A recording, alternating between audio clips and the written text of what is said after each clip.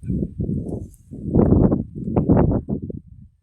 అండి అందరికి. తోటలో గడ్డి పీకుతున్నాము. ఎక్కడ ఒక్కడ అంతా గంగబాయిల కూర ఉందండి. ఇదేంటంటే సిబ్బులు వేసి మళ్ళీ మనం పీకి ఎక్కడ వేస్తే అక్కడ ఎగురు వస్తుంది. నీట్గా పీకాలి. పీకితే తీసి మళ్ళీ బయట పడేయాలండి. పిల్లలు ఈ కాలం ఉన్న ఫ్రెండ్స్ ఎలా ఉన్నారంటే వాళ్ళు చెడిపోయేది కాక పక్కనోడు కూడా చెడిపోవాలని చూస్తున్నారు.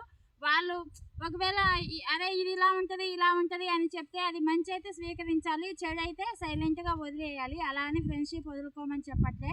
మనకి ఒక పుస్తకం కావాలి, నాకు డబ్బులు లేవురా అనేసి డబ్బులు అడిగితే ఎవరన్నా కొనిస్తారా ఫ్రెండ్స్? కొనిరు. ఫ్రెండ్స్ అయినా ఎవరైనా అదే చెడిపోవాలి నాకు, అరే ఇది ఎందుకు ఇలా ఉంది కావాలా అంటే వీడు చెడిపోవాలి అనేసి వాడు అప్పు చేసైనా మీకు కొనిస్తాడు. ఎందుకంటే ఈసారి మనం ఇది చేపిస్తే ఇంకోసారికి వాడు ఎలాగూ తీసుకొస్తాడు అనే ఆలోచనతో ఈ రోజులు ఇలా ఉన్నాయి. చాలా జాగ్రత్తగా ఉండాలి.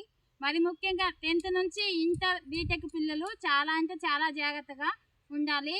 తల్లిదండ్రులు చాలా కష్టపడి మీ మీద ఎన్నో ఆశలతోటి మిమ్మల్ని సాదుకుంటారు కాబట్టి చాలా జాగ్రత్తగా జీవితాన్ని లీడ్ చేయాలి. రాయండి.